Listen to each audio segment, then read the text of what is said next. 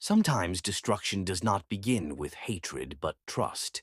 Sometimes the hands that pull a man into darkness belong to those who once called him brother. Welcome to Tales by Ebony Black, the home of emotional stories. Chinedu was a young, handsome man married to Amara with 3 kids.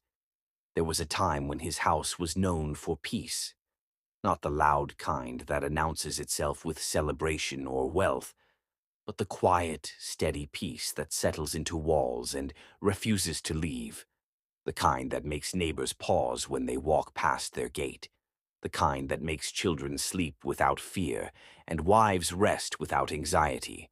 On Okeyayo Street, people often said, half joking, half serious, that if happiness ever needed an address, it would knock on Chinedu's gate. It was not because he was rich.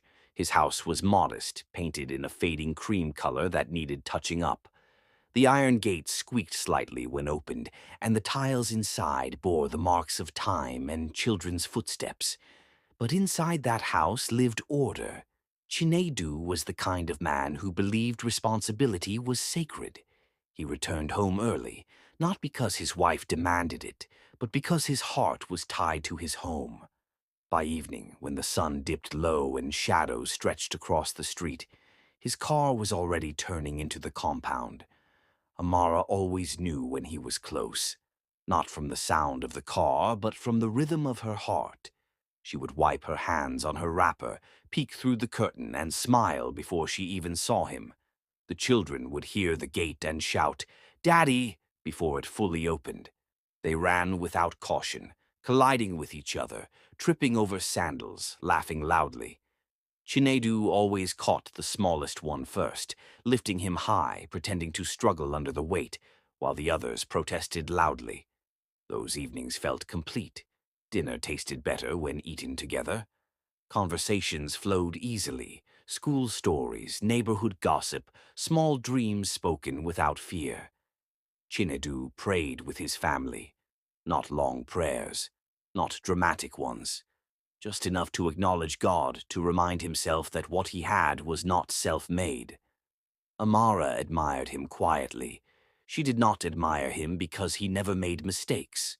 She admired him because he was present, because he listened, because when problems came, he faced them instead of running from them. In her private moments, she sometimes wondered what she had done right to deserve such a man. She did not know that peace attracts envy. Chinedu's friends were many. He had grown up in the same neighborhood where men measured success by who drank the most, who laughed the loudest, who controlled the conversation. But Chinedu was different. He listened more than he spoke. He drank water when others drank alcohol. He left gatherings early and never stayed long enough for night to swallow him. At first, they admired him for it. Then admiration curdled into irritation. Among those friends was Uche. They had known each other since childhood, barefoot boys chasing tires down dusty roads, sharing stolen mangoes, dreaming big dreams without understanding what life demanded in return. But adulthood had taken them in different directions. Chinedu's life settled into stability. Uche's life remained restless. Uche drank heavily. His laughter was loud, sharp, and constant, as if silence might expose something he was trying to avoid. His marriage was strained, filled with shouting and long periods of cold distance. His home was noisy, but never peaceful. Whenever Chinedu spoke of his wife or children, Uchi smiled, but the smile never touched his eyes. Envy does not announce itself. It arrives wearing the clothes of concern. "You're too serious," Uche would say, clapping Chinedu on the back. "Life is not only work and family. You're young. Enjoy yourself." Chinedu laughed it off. He trusted Uche. He trusted himself. What harm could one drink do? The first bottle tasted bitter. Chinedu grimaced as he swallowed, coughing slightly as the alcohol burned his throat. The men laughed, cheering him on like a child learning to walk. "See? Nothing happened," Uche said, grinning. "You're still alive." Chinedu smiled politely. He felt no joy in it, but he felt no danger either. That night he still went home early. Amara noticed nothing unusual. He ate, prayed, and slept. Peace remained untouched, but repetition weakens resolve. Soon the bottles became familiar. Once a week turned into twice. Twice turned into evenings that stretched longer than intended. Alcohol loosened his tongue, softened his caution, blurred his boundaries. It did not change him overnight. It eroded him quietly. Amara noticed the smell first. The night he came home with alcohol on his breath, she said nothing. She assumed it was a celebration, maybe something work-related. She served dinner, watched him eat, noticed how his eyes seemed distant. The next time it happened, she noticed the lateness. The third time, she noticed his irritation. When she asked gently, he snapped, "Can I not relax again in my life?" The words shocked her more than the tone. That was the first crack. Alcohol does not walk alone. It invites others. Chinedu's temper shortened. His patience thinned. Things that had never bothered him suddenly felt unbearable. The children's noise, the way Amara arranged the kitchen, the meals she cooked. He began to complain. Amara responded with silence. She believed patience could heal what anger could not. But silence, when abused, becomes invisible. The nights grew longer. Sometimes Chinedu returned home after the children had slept, sometimes close to dawn. When he entered, Amara pretended to be asleep, afraid that one wrong word might ignite an argument she no longer had strength to fight. Money began to disappear. He brushed off her questions. "You worry too much. You don't trust me." Trust, she realized, was becoming expensive. The real danger came wearing a familiar face, Uche's wife. At first it was harmless. Greetings, casual conversations, shared jokes. She was friendly, respectful, careful. She admired Amara and often praised her marriage. Chinedu noticed her too much. Compliments lingered longer than necessary. Jokes leaned toward intimacy. His eyes followed her when she moved. The first time she felt uncomfortable, she excused herself quickly. The second time, she avoided him altogether. The third time, he crossed the line. She confronted him quietly, fear trembling beneath her words. "Please," she said, "you're my husband's friend." Something dark flickered in his eyes. Alcohol had stripped away restraint. From that moment, avoidance became impossible. Amara sensed it before she saw it. Women know. She noticed the tension, the way conversations stopped abruptly when she entered the room, the way her husband's name felt heavy in her chest. The truth came like a blow. When she confronted Chinedu, her strength failed her. She knelt. "Please," she begged, tears streaking her face. "If you must destroy yourself, don't do it with your friend's wife. Don't shame me like this." Her humility did not soften him. That night, alcohol fully consumed him. Under its influence, he chased the woman around the house, shouting threats, his voice wild, his eyes unrecognizable. Neighbors gathered, doors opened, whispers spread. Amara watched her marriage collapse publicly. That was the night peace left the house, and it would not return easily. After that night, the house did not recover its rhythm. Peace, once broken, does not return quietly. It hesitates at the door, unsure whether it is still welcome. In Chinedu's home, silence replaced laughter, tension replaced warmth, and fear took the seat where trust once sat. Amara woke every morning with a knot in her chest. The children sensed the change before they could understand it. They spoke less, played quietly, and watched their father with eyes that asked questions no one answered. Chinedu no longer noticed. Alcohol had begun to rule his schedule. His evenings belonged to bars and street corners, to laughter that sounded brave but felt empty. The men who drank with him praised his recklessness, clapped him on the back, encouraged him to go further. A real man doesn't explain himself, they said. A woman should know her place. Each word fed something dark inside him. At home, Amara walked on eggshells. She measured her words carefully, anticipating his moods the way one anticipates rain clouds. Some days he came home loud and boastful. Other days, quiet and hostile. Either way, the man she married felt increasingly distant, like someone wearing his face but lacking his soul. When she served food, he criticized it. "This soup is tasteless. Did you forget how to cook? Can't you do anything right?" At first, she tried to adjust. She changed recipes, cooked twice in one night, asked gently what he preferred. Nothing pleased him. Rejection became routine, yet money flowed freely elsewhere. Amara noticed the new clothes on Uche's wife, the jewelry, the phone, things her own husband had never bought for her in years of marriage. The realization burned like acid. Humiliation does not always shout. Sometimes it whispers, and the whisper hurts more. Desperation drove Amara to the village. She packed a small bag and took the long journey to Chinedu's ancestral home, her heart heavy with hope and fear. She believed elders carried wisdom. She believed family could intervene.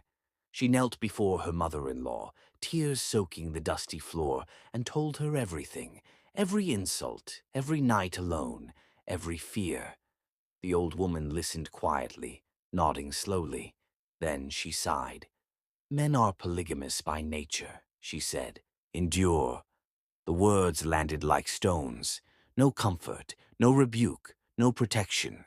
Amara returned home emptier than she left. Church became her refuge. She fasted. She prayed. She cried until her body ached and her voice failed. She knelt when words disappeared, stared at the floor when faith felt thin, and whispered God's name when nothing else remained. But heaven felt silent. Chinedu worsened. He brought women home openly now. Different faces, different perfumes. They laughed loudly, walked freely through the house, brushed past Amara as though she were invisible. Some stayed in the sitting room, others disappeared into the bedroom. The walls that once heard prayers now echoed strange laughter. One evening, Chinedu returned unusually early. He sat on the edge of the bed, staring at nothing. "I've been thinking," he said casually. Amara felt a chill. "There are things I want to try." She said nothing. "I want a new style," he continued. "Something different." Her heart tightened. "I'll invite another woman," he said flatly. "You'll join us." The room spun. Amara collapsed. When she woke, the house was quiet. Chinedu had left the room. Perhaps he thought she was pretending. Perhaps he did not care. She dragged herself up, locked herself in the bedroom, and knelt.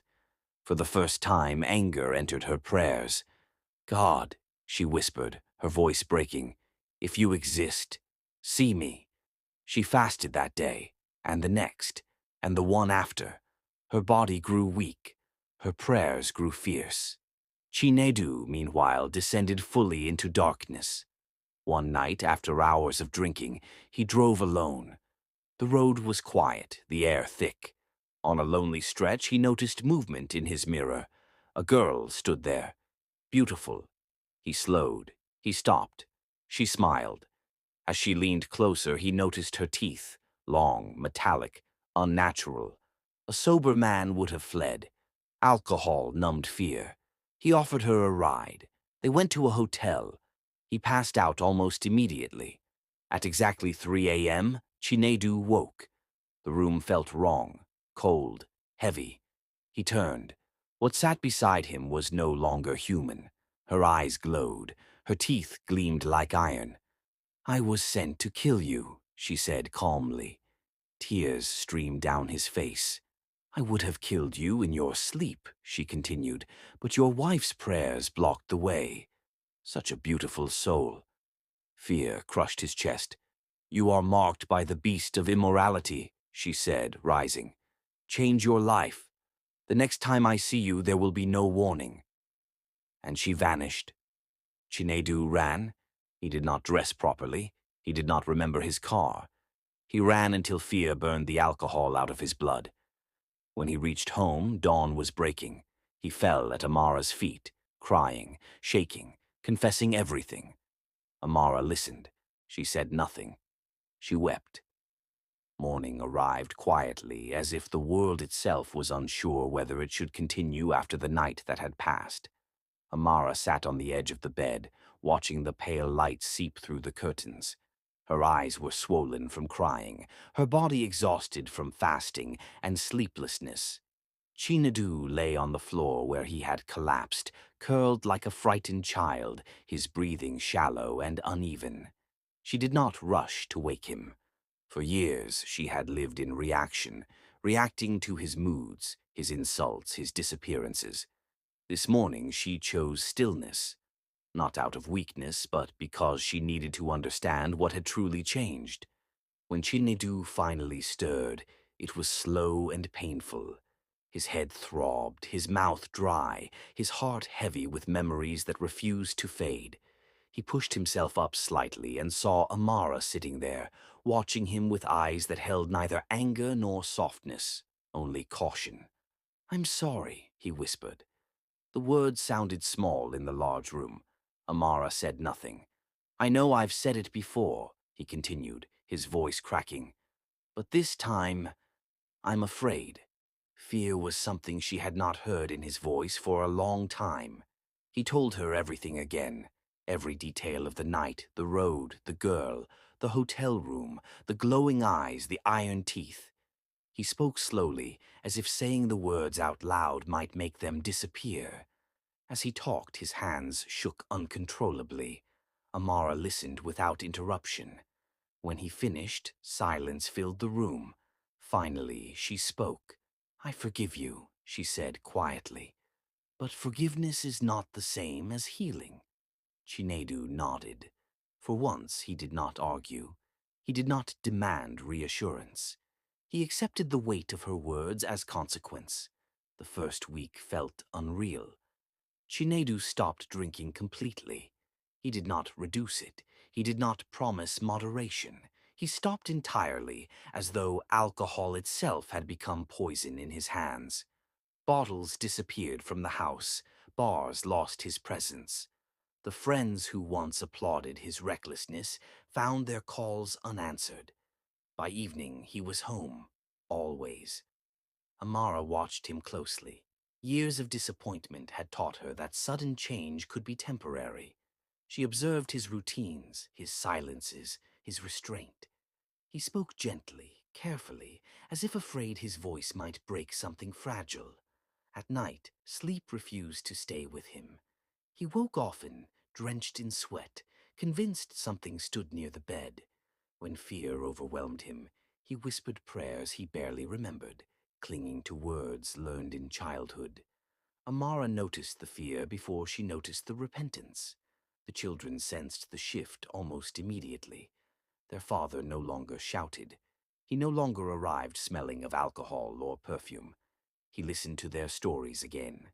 He laughed, softly, humbly. He carried them on his shoulders the way he used to, though his eyes often clouded with guilt when he did. Children forgive faster than adults. Amara did not. Trust returned slowly, like a wounded animal approaching a familiar hand. She did not refuse his kindness, but she did not lean into it either. Her prayers changed. They were no longer desperate cries, but cautious conversations. "Help me believe again," she whispered at night. "Help me not to fear hope." Weeks passed. Chinedu avoided mirrors at first. When he finally looked, he barely recognized himself. His face looked older, his eyes haunted. He saw the man he had almost become, and the man he had nearly lost. He avoided old routes, old places, old names. Even the road where he had met the girl became forbidden territory. Fear guided his discipline, but gratitude sustained it. One afternoon he ran into Uche. "So you've changed," Uche scoffed. "Now you're holy." Chinedu met his gaze calmly. I nearly died, he said simply, and I don't want to die again. Uch laughed bitterly and walked away. That encounter confirmed what Chinedu already knew. Not everyone would celebrate his transformation. Some people preferred him broken because his brokenness justified their own. Healing did not erase memory. Sometimes Amara remembered the insults, the humiliation, the nights she waited alone. Pain flared briefly, sharp and unexpected, but it no longer consumed her. She learned that healing did not mean forgetting. It meant surviving memory without being destroyed by it. Months passed. Chinedu remained consistent. No excuses, no flirtation with danger. He came home early, called ahead when delayed, avoided alcohol completely, and surrounded himself with new influences, men who spoke of responsibility instead of escape. One night, long after the children slept, Amara finally asked the question she had carried silently. "Do you think about that night?" she asked. "Every day," he replied. "It saved my life." She nodded. "I thought God was silent," she said.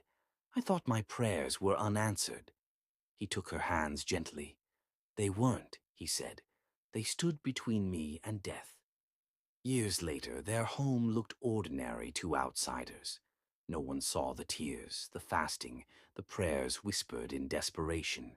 No one saw the invisible war fought behind closed doors. But Amara knew, and Chinedu knew. That knowledge humbled them. He never stayed out late again, not because he was afraid of punishment, but because remembrance kept him grounded. Amara never stopped praying, not out of fear, but out of understanding. Some years later, Chinedu became wealthy. Everything turned out good for them. Some prayers do not shout, some miracles do not sparkle. Some answers arrive as delays, standing quietly between life and death. And sometimes that is enough. Sure, you learnt a lot from this story. Please do not forget to like, comment, subscribe, and share.